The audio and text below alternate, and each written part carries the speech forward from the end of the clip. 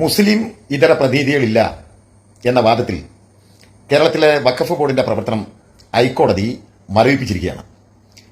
ഹൈക്കോടതിയിൽ പരാതി കൊടുത്തിട്ടുള്ളത് ബിജെപിയുടെ സംസ്ഥാന വൈസ് പ്രസിഡന്റ് ഷാരോൺ ജോർജാണ്. പരിചയപ്പെടുത്തണം എന്ന് തോന്നുന്നില്ല, വർഗീയവാദിയായ പി സി ജോർജിന്റെ മകൻ, ബിജെപി വൈസ് പ്രസിഡന്റ്. വഖഫ് ബോർഡിൽ മുസ്ലിം അല്ലാത്ത 2 അംഗങ്ങളെ ഉൾപ്പെടുത്താൻ തയ്യാറാണ് എന്ന് കേരള സർക്കാർ, UDF സർക്കാർ കേരള ഹൈക്കോടതിയിൽ പോയി പറയുകയാണ്. എത്രത്തോളം രാഷ്ട്രീയപരമായ പാപ്പരത്ത നിലപാടാണെന്ന് നോക്കണം. ഈ ഷോൺ ജോർജിന്റെ ഹർജിയിൽ കേരള സർക്കാർ നൽകിയിട്ടുള്ള മറുപടി എന്ന് പറയുന്നത് ഞെട്ടിപ്പിക്കുന്നതാണ്, അക്ഷരാർത്ഥത്തിൽ ഞെട്ടിപ്പിക്കുന്നതാണെന്ന് തന്നെ പറയാം. ഈ വാദം ഹൈക്കോടതിയിൽ വന്നപ്പോൾ സ്വാഭാവികമായി സംസ്ഥാന സർക്കാരിന്റെ നിലപാട് ചോദിക്കും. സംസ്ഥാന സർക്കാരിന്റെ നിലപാട് പറയാൻ അവിടെ പോയിട്ടുള്ള വക്കീലിന്റെ പേര് കൂടി ഒന്ന് പരിചയപ്പെടുത്തുന്നതല്ലാണ്. അദ്ദേഹത്തിന്റെ പേര് അഡ്വക്കേറ്റ് ജാംജു ബാബു.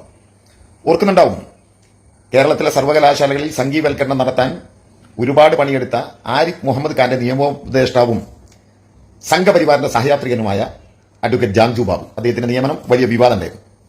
ഏതായാലും സതീശൻ എന്തുദ്ദേശത്തിലാണോ അദ്ദേഹത്തെ വെച്ചിട്ടുള്ളത്, ആ ഉദ്ദേശത്തോടെ തന്നെ അദ്ദേഹം ഹൈക്കോടതിയിൽ ബിജെപിക്ക് അനുകൂലമായി വാദിച്ചിട്ടുണ്ട്. ഇതിന്റെ വിഷയം എന്താണ്? വഖഫ് ബോർഡുകളിൽ 2 അമുസ്ലിം പ്രതിനിധികൾ വെക്കണമെന്ന് കേന്ദ്ര വഖഫ് ബോർഡ്, ബിജെപിയുടെ നേതൃത്വത്തിലുള്ള വഖഫ് ബോർഡ് ഒരു തീരുമാനമെടുത്തിട്ടുണ്ട്. ആ തീരുമാനത്തിന്റെ പശ്ചാത്തലത്തിൽ അതിനെതിരെ ഒരുപാട് സംഘടനകളും വഖഫ് ബോർഡുകളും സുപ്രീം കോടതിയെ സമീപിച്ചിട്ടുണ്ട്. അതിൽ കേരളത്തിന്റെ വഖഫ് ബോർഡുണ്ട്, തമിഴ്നാടിന്റെ വഖഫ് ബോർഡുണ്ട്, ഒരുപാട് മുസ്ലിം സംഘടനകൾക്കൊപ്പം മുസ്ലിം ലീഗ് എന്ന രാഷ്ട്രീയ പ്രസ്ഥാനമുണ്ട്. അതുകൊണ്ട് കോടതിയിൽ ഒരു വ്യവഹാരം നടക്കുന്ന കാര്യമായതുകൊണ്ട് അതിന്റെ ഒരു തീർപ്പുണ്ടായതിനു ശേഷം കേരളത്തിലെ വഖഫ് ബോർഡിലും ആ പ്രതിനിധികളെ ഉൾപ്പെടുത്താം എന്ന ധാരണയിൽ ആ സീറ്റ് മാറ്റിവെച്ചുകൊണ്ടാണ് വഖഫ് ബോർഡ് പുനഃസ്ഥാപിച്ചിട്ടുള്ളത്. ഇത് തന്നെയാണ് തമിഴ്നാട് ഗവൺമെന്റും ചെയ്തിട്ടുള്ളത്. തമിഴ്നാട് വഖഫ് ബോർഡിന് ഒരു പ്രത്യേകതയുണ്ട്. ആ വഖഫ് ബോർഡിന്റെ ചെയർമാന്റെ പേര് കെ നവാസ് ഖനി എന്നാണ്. തമിഴ്നാട്ടിലെ രാമനാഥപുരം പാർലമെന്റ് മണ്ഡലത്തിൽ നിന്ന് ജയിച്ച മുസ്ലിം ലീഗിന്റെ പാർലമെന്റ് മെമ്പർ. ഒരു മുസ്ലിം ലീഗുകാരൻ ചെയർമാനായിട്ടുള്ള ഇന്ന് ഇന്ത്യയിലെ ഏക വഖഫ് ബോർഡും കൂടിയാണ് ഈ തമിഴ്നാട്ടിലെ വഖഫ് ബോർഡ്. അവരും കേരളത്തിന്റെ ഇതേ നിലപാടാണ് എടുത്തിട്ടുള്ളത്. വ്യവഹാരം നടക്കുന്നതുകൊണ്ട് അതിനൊരു തീരുമാനമായതിനു ശേഷം അമുസ്ലിം പ്രാതിനിധ്യം ഉറപ്പിക്കാം എന്ന നിലക്ക് ഊഹിച്ചിട്ടതാണ്. എന്നാൽ ഇന്നലെ ഇതേ വാദം വെച്ച് ബിജെപിക്കാർ കേരളത്തിന്റെ ഹൈക്കോടതിയിൽ വാദിച്ചപ്പം കേരള ഗവൺമെന്റ് ബിജെപിയുടെ വാദത്തിന്റെ അനുകൂലമായി നിന്നു. അപ്പോൾ മുസ്ലിം ലീഗിന്റെ നിലപാടെന്താണ്? കേരളത്തിന്റെ വഖഫ് ബോർഡിന്റെ വഖഫ് മന്ത്രിയുടെ പേര് N സംസുദ്ദീൻ, അദ്ദേഹം മുസ്ലിം ലീഗാണ്. എന്താണ് മുസ്ലിം ലീഗിന്റെ നിലപാട്? നിങ്ങൾ സുപ്രീം കോടതിയിൽ പോയിട്ടില്ലേ, കേന്ദ്രം കൊണ്ടുവന്ന ഈ നിയമം തെറ്റാണ്, അങ്ങനെ വെക്കരുത് എന്ന് പറഞ്ഞിട്ട്. അപ്പൊ അവിടെ എടുക്കുന്ന നിലപാടല്ലേ ഇവിടെ കോടതിയിൽ എടുക്കേണ്ടത്? ഇങ്ങനെ ഒരു നിയമയുദ്ധം നടക്കുന്നുണ്ട്. അതുകൊണ്ട് അതിന്റെ ഒരു വിധി വന്നതിന് ശേഷം ഇവിടെ കേരള സർക്കാരും വേണമെങ്കിൽ അങ്ങനെ എടുക്കാം എന്നൊരു നിലപാട് കോടതിയിൽ അറിയിക്കുന്നതിന് പകരം മുസ്ലിം ലീഗ് സുപ്രീം കോടതിയിൽ എടുത്ത നിലപാടിന് വിരുദ്ധമായിട്ടല്ലേ സംശുദ്ധ നിലപാട്? എന്തിനു വേണ്ടിയിട്ടാണ്? കമ്മ്യൂണിസ്റ്റുകാരെ തോൽപ്പിക്കണം, ഇടതുപക്ഷക്കാരെ തോൽപ്പിക്കണം, അത് മാത്രമേ നിങ്ങൾക്കുള്ളൂ. ഓർക്കുന്നുണ്ടോ സംശുദ്ധീനും മുസ്ലിം ലീഗും?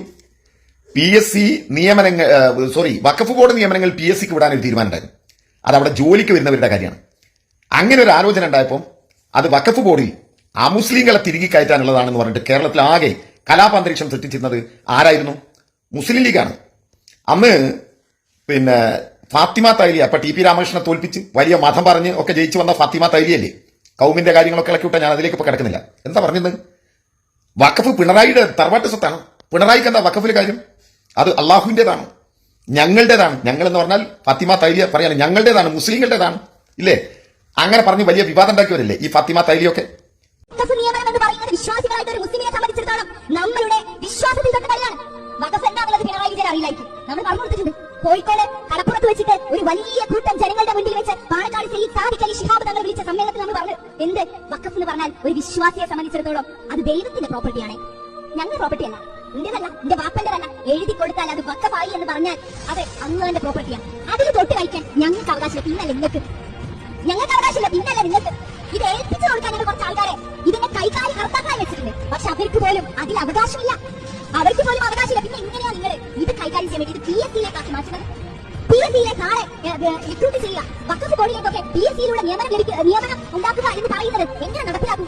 വഖഫ് എന്താണ് എന്ന് അറിയാത്ത പിണറായി വിജയനെ വഖഫ് എന്താണ് എന്ന് പഠിപ്പിച്ച പ്രസ്ഥാനമാണ് ഇന്ത്യൻ യൂണിയൻ മുസ്ലിം ലീഗ് എന്ന് നമുക്ക് പറയാൻ കഴിയും. ഓർക്കുന്നുണ്ടോ? കോഴിക്കോട് കടപ്പുറത്ത് വലിയ സമ്മേളനം നടത്തിയിരുന്നു മുസ്ലിം ലീഗ്, ഈ PSC വഖഫിലെ നിയമം PSCക്ക് വിടുന്നതിനെതിരെ. ആ സമ്മേളനത്തിൽ വെച്ചിട്ടാണ് കോഴിക്കോട് കടപ്പുറത്ത് വെച്ചിട്ട് മുസ്ലിം ലീഗിന്റെ നേതാവ് അബ്ദുറഹിമാൻ കല്ലായി മന്ത്രി മുഹമ്മദ് റിയാസിനെ കാഫർ എന്ന് വിളിച്ചത് വലിയ വിവാദം ഉണ്ടായ കാര്യം. മുസ്ലിം ലീഗും മുസ്ലിം ലീഗിനോടൊപ്പമുള്ള ചില സംഘടനകളും ആഹ്വാനം ചെയ്തല്ലോ, ഇതിനെതിരെ പള്ളി മിമ്പറുകളിൽ പ്രതിഷേധിക്കണം എന്ന് പറഞ്ഞില്ലേ?